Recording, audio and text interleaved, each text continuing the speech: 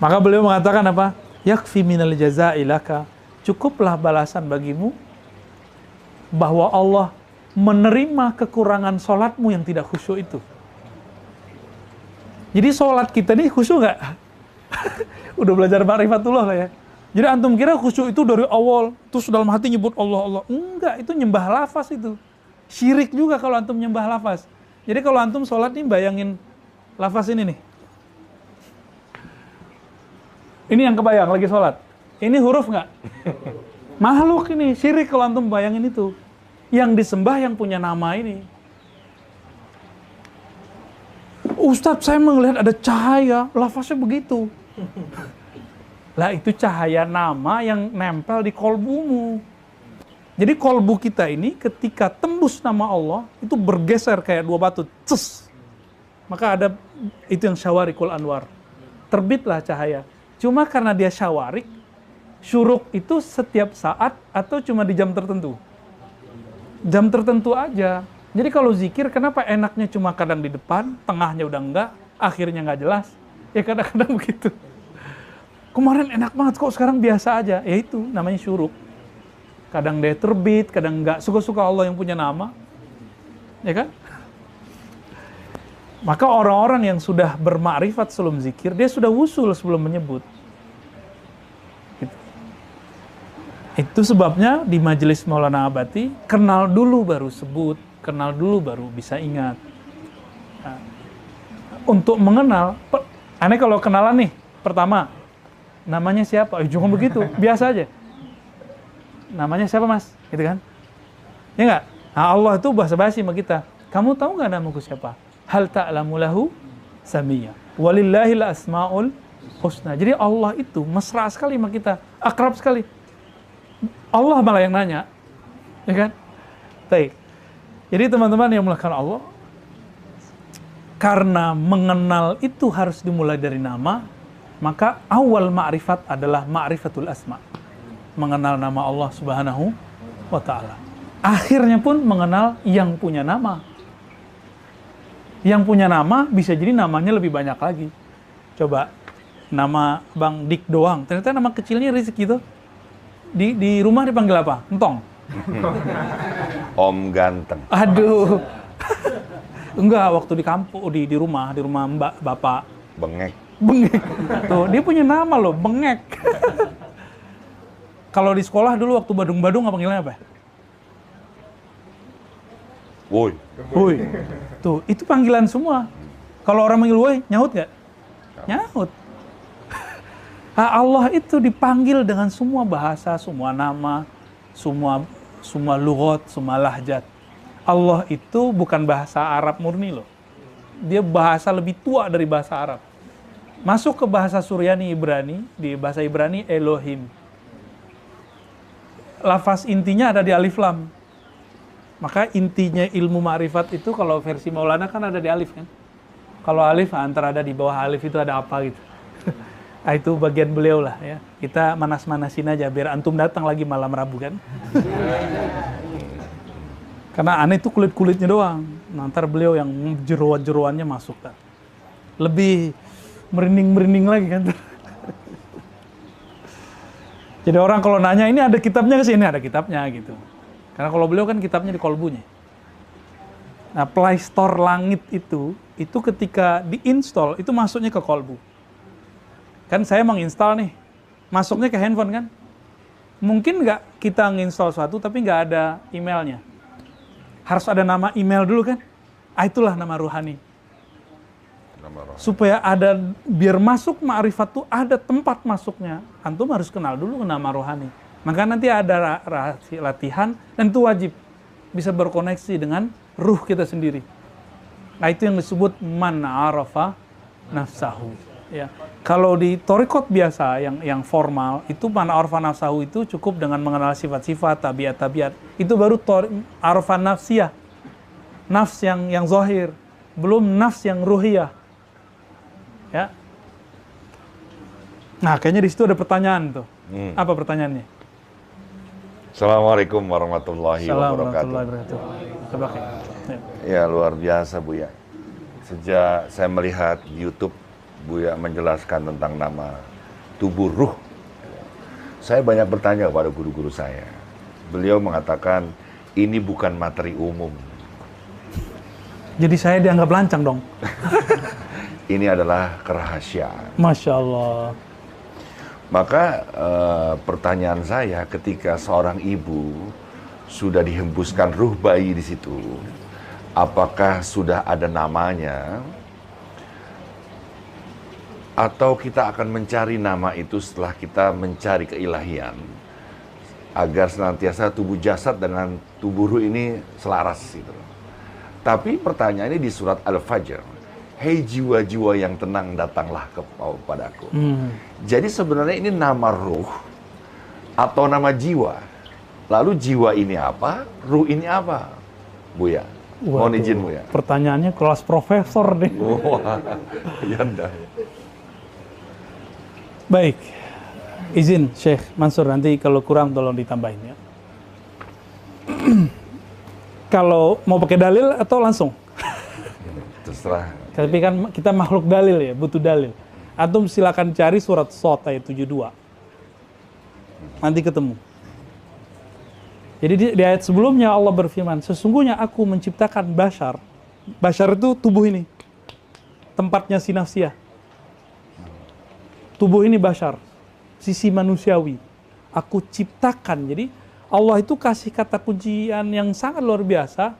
Kalau yang tubuh kasar ini Allah cipta, tapi giliran yang ditiupkan gak dicipta. Bahasanya tiupan. Boleh dong Kang dihapus?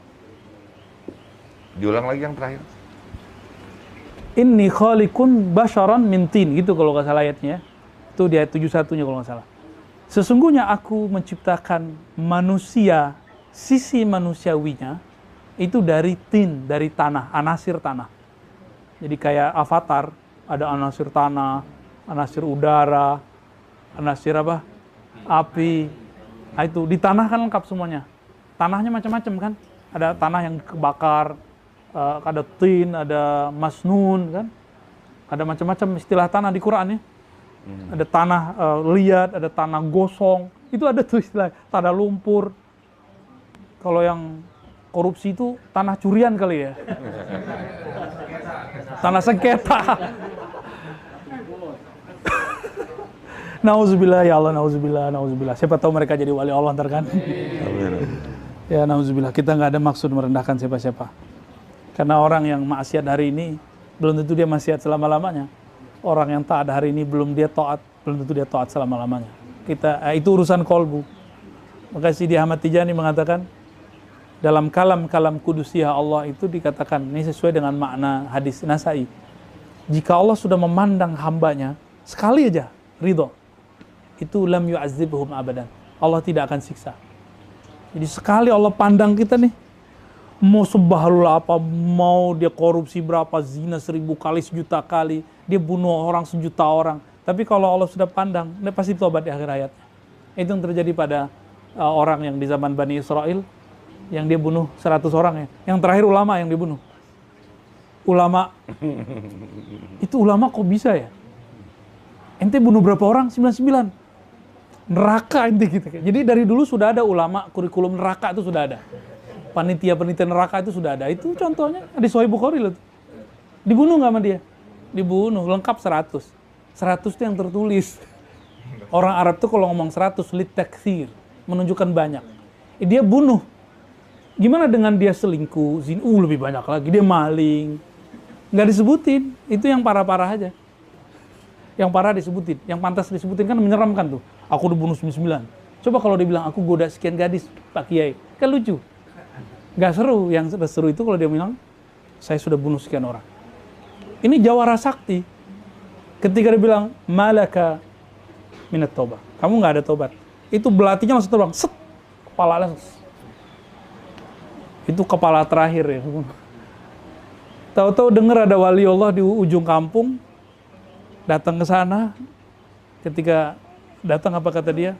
Wahai Tuan Syekh, saya sudah bunuh 100 orang. Terakhir ulama.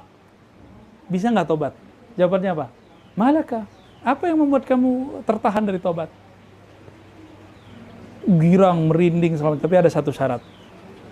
tinggalkan kampungmu, komunitasmu. Buat komunitas baru. Hobinya sama, tapi komunitasnya baru. Tapi di tengah perjalanan meninggal kan? Belum punya amal, masuk surga. Orang yang dia bunuh tadi, masuk neraka. Itu si ulama tadi, itu nggak ulama. Dia cuma zahirnya aja ulama. Ulama kok mutus rahmatullah kan? Jadi ketika di akhirat, itu ulama bingung. Loh, orang yang bunuh gua kok masuk surga? Bisa begitu ntar, Bang. Anda mau ngomong apa tadi ya? Tubuh tadi. Tubuh ya? Tubuh ruhania, Oke. jiwa. Ah, siap. Apa bedanya? Jadi ada yang dalam Al-Quran itu disebut bashar. Begitu bahasa Arabnya ya? Basharun. Ya. Ada ruh. Apa kata Allah? Inni khalik, aku cipta si manusia. Tapi giliran ruh, nggak ada cipta. Lafaznya apa? Tiup, hembus. Nafakh. Kalau ini Cipta. khaliq, cipta. Berarti ruh itu bukan dicipta. Nah, lalu apa bedanya? Ini bashar sisi manusiawi, ruh dengan jiwa itu ya. Ruh dengan jiwa, ruh tiupan ini Allah masukkan ke sisi manusiawi. Lalu di sisi manusiawi itu di bagian mana Allah meniupkan? Itulah namanya nafs. Jadi di dalam ini ada namanya satu tempat namanya nafs. Dan itu rahasia Allah. Si bashar, kita nih manusia ini kan bashar nih.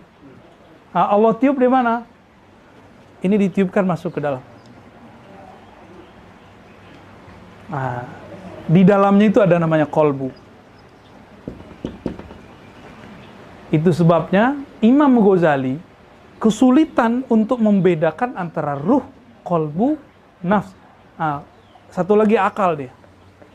Imam Ghazali sendiri agak kesulitan dalam kitab Imam Ghazali Ihya Ulumuddin yang jilid ketiga ya, tentang Ajaibul Qalb Ihya Ulumuddin. Beliau menyebut keajaiban. Itu bahasa saya sudah paham langsung. Orang Arab kalau ngomong ajaib itu beda dengan kita ngomong ajaib. Kalau kita bilang ajaib artinya apa? Canggih. Orang Arab kalau bilang ajaib itu aneh. Keanehan kolbu. Jadi ini kolbu tuh aneh gitu. Keunikan, unik. Maka dia itu seakan-akan menamakan sama. Latifah Robbaniyah, Latifah Robbaniyah, Latifah Robbaniyah, Latifah Robbaniyah. Disamain. Titik halus yang bersumber dari Rob. Itu versi dari Allah benamkan ke dalam apinya kolbu. Apinya kolbu itu yang kemudian isinya si nafs. Jadi ruh itu masuk ke situ. Nah, ruh ini, tadi pertanyaannya ada nama nggak? Ya ada lah. Orang gini nih, Bang Dik doang kalau keluar negeri, itu bisa nggak pakai KTP, nggak pakai paspor? Nggak bisa. KTP lokal bisa berlaku nggak ke Malaysia? Nggak bisa. Harus pakai paspor. Namanya sedikit beda kan nama yang KTP? Ada tambahan nggak? Ada kan tambahannya? Iya. Tiga. Jika untuk perjalanan antar kota harus ada nama, masa perjalanan dari alam sono masuk ke alam janin, dari janin masuk ke alam fisik ini nggak ada nama, nggak bisa jalan dia. Maka perjalanan itu kenapa tertahan? Semua torikot itu bisa tertahan karena dia nggak tahu nama dirinya. Masya Allah. Man arafa nafsahu, diterjemahkan man arafa isma nafsihi.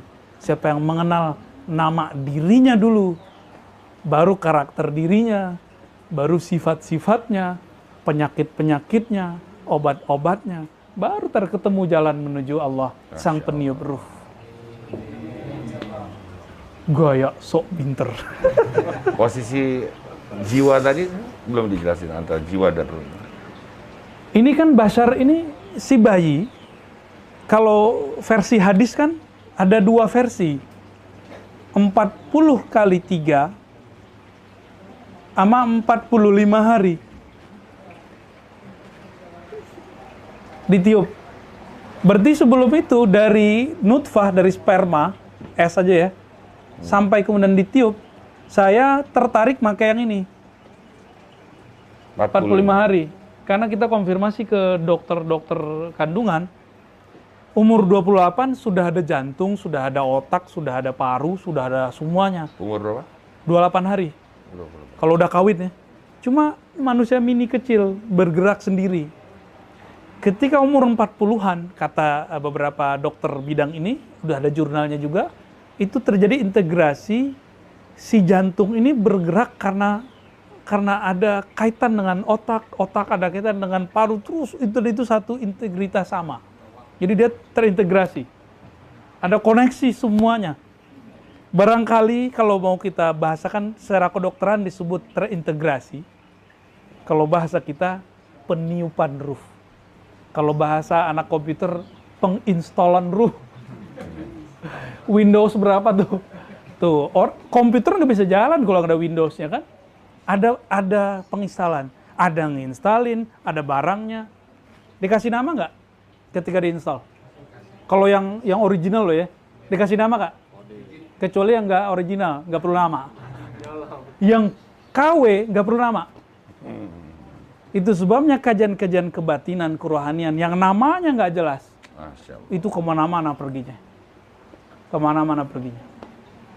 Jadi nama rohani itu nama syafaat sebenarnya. Ya karena sayang guru dikasih ke kita. Ya. Dan ruh antum yang minta itu ruhnya. Kan dia mengalami, jadi ketika masuk itu perjalanan, ibarat pesawat masuk ke bumi, goncang. Nyampe di dalam janin, lahir, lupa deh. Amnesia spiritual. Istilah kita di Cafe Rumi ya. Itu sudah ada kajian itu, amnesia rohani. Di rohani mengalami amnesia. Itulah sebabnya kenapa Allah kirim para rasul. Para rasul sudah wafat. Lah Nabi ya Ba'di kan nggak ada lagi Nabi. Itu sebabnya Nabiullah Khidir statusnya bukan Nabi secara manzilah nubuat. Tapi beliau Nabi. Kan debatnya Imam Qushairi dengan imam-imam yang lain. Kata imam yang lain, Nabi Khidir Nabi. Nah ini dipakai mazhabnya oleh Imam Nawawi, pengarang Arba'in. Supaya nanti orang nggak berpikir Nabi Musa itu belajarnya sama wali. Ntar orang mikir wali lebih tinggi dari Nabi. Ini kekhawatiran Imam Nawawi, wajar, ahli akidah, ahli hadis, ahli fikih. Imam Qushairi, ahli akidah yang sudah konversi, naik dia ke ilmu ma'rifah. Apa yang terjadi sama beliau? Beliau ngomong begini, sekarang Khidir itu wali. Saya lama mikir, gak ngerti-ngerti. Di sini saya baru paham, ketemu Maulana Abati. Padahal hadis sudah kita hafal, gak ngerti-ngerti. La nabi ya ba'di, apa kata beliau? Tidak ada lagi nabi setelah aku. Maka semua nabi-nabi yang masih hidup, Nabi Idris kan masih hidup itu statusnya kalau turun ke bumi, statusnya wali. Jadi walaupun beliau ini pangkatnya 4, tapi jabatannya nggak ada. Gitu. Pangkatnya bintangnya 4 nih, tapi nggak ada jabatan. Kalaupun jadi pejabat, ntar nggak tahu deh gimana. Nanti Nabi Isa turun. Masih ingat nggak hadis Sahih Bukhari? Apa kata Nabi? Betapa hebatnya kalian. Isa Al-Masih Nabiullah turun, tapi imamnya sholat subuh dari kalian. Kalau kita beruntung nih, Bang Dik nih. Kalau aneh beruntung, antum beruntung, umur kita panjang. Nggak mati kena COVID. Nggak mati karena virus-virus segala macam. Insya Allah amin ya. Insya Allah kita akan menyaksikan itu. Nabi Isa turun di Menara Putih Baidho di Syam. Ketika masuk ke masjid, yang jadi imam dari kita, Al-Imam Al-Mahdi. Kenapa? Nabi Isa ngelihat di dalam dirinya Al-Mahdi itu, oh ada sesuatu lah. Itu kita kaji di waktu yang lain. Gak boleh sebut aneh. Kalau nama ruh sudah ada izinnya, boleh kaji. Kenapa boleh dikaji? Itu ada dalam kitab Gunyah. Kalau sudah ada di kitab ulama, masa masih dirahasiakan? Kalau sudah ada dalam kitab ulama, masa masih disebut konsumsi khusus? Apakah Syekh Abdul Qadir Jilani itu teledor ketika nulis bagian itu dalam kitab Gunyah? Itu kitab biasa, itu kitab panduan orang salik umum lah, semua tarekat standar lah. Jadi mohon maaf, saya tidak sepakat kalau ada orang bilang, ini ilmu rahasia. Iya, gak boleh disebar. Gak begitu. Ini harus disebarkan. Allah aja memperkenalkan namanya, masa nama antum nggak boleh? Emang antum siapa? Ya, Buya, kalau ada orang mati dia sebelum mengenal nama ruhnya, apa yang terjadi?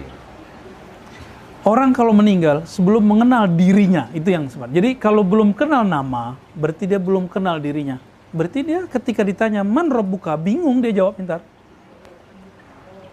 Kalau dia orang soleh, nanti ya amalnya yang akan bantu dia. Kalau amalnya nggak soleh. Jadi kenapa kita harus kenal diri sebelum wafat, sebelum mati? Supaya dapat syafaat ketika menjawab. Jadi gini, Bang Dik. Si basar, si tubuh fisik ini hanya mengenal yang fisik. Objeknya empirik. Kolbu hanya tahu kenangan. Kenangan nama. Akal hanya tahu yang rasional. Yang tahu Allah, ini nggak bisa. Akal mikirin Allah gila. Kolbu mikirin Allah, langsung dia kemudian batil. Jadi kalau ada kolbu orang ngaku, dia bilang, kolbu saya bisa ngelihat Allah, itu torikot setan itu. Nggak ada, nggak mungkin. Nggak mungkin. Kolbu nggak bisa. Kolbu itu dalam Al-Quran, ala bizikrillah tatmainnul qulub. Nggak ada ayat kolbu bisa melihat Tuhan. Lafaznya kolbu itu tempat nama.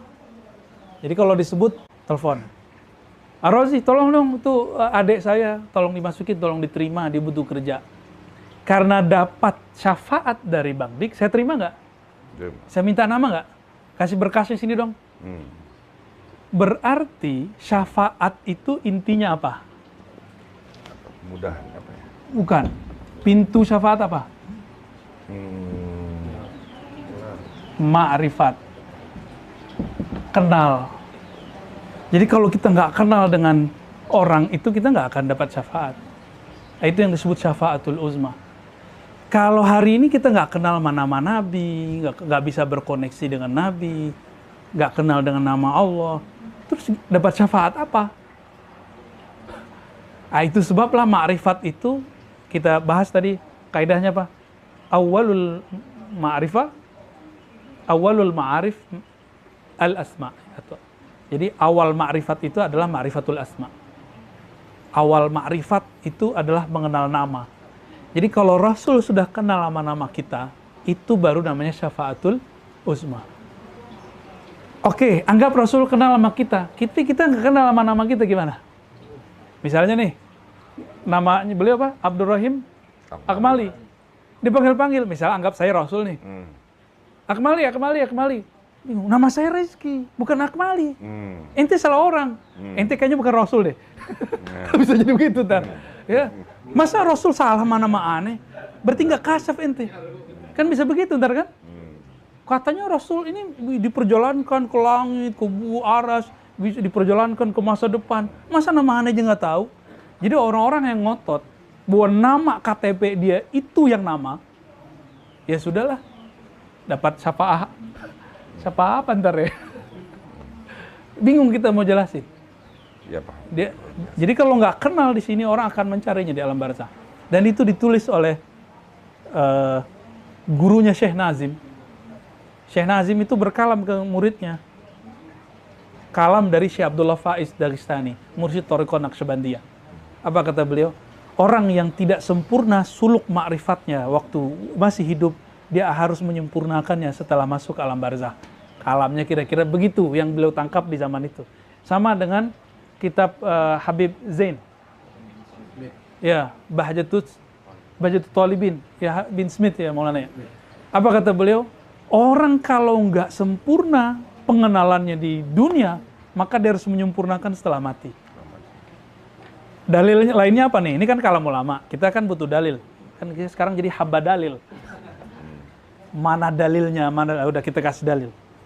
Ketika baginda Nabi SAW diperjalankan waktu Isra, beliau melihat Nabi Musa ngapain? Sholat. Itu sholat cari pahala apa cari marifat?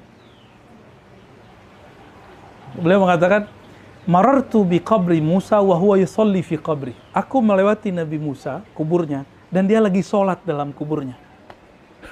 Hadis Bukhari. Itu sholat apa? Sholat mau naik manzilah. Dan kesempurnaan para nabi ketika mereka bisa sholat di belakang Nabi Muhammad SAW. Itu sebabnya 124.000 yang diceritakan beliau, itu sholat semua di belakang Nabi. Kalau versi ahli hadis nih ya, Nabi jadi imam. Terus ditunjukin cara gerakannya sama Jibril. Itu versi riwayat lah ya. Kalau versi hakikat enggak. Enggak begitu. Justru Jibril sempurnanya saat itu juga. Dapat kesempurnaan. Tinggal konfirmasi malam Rabu. Iya, pelada ya.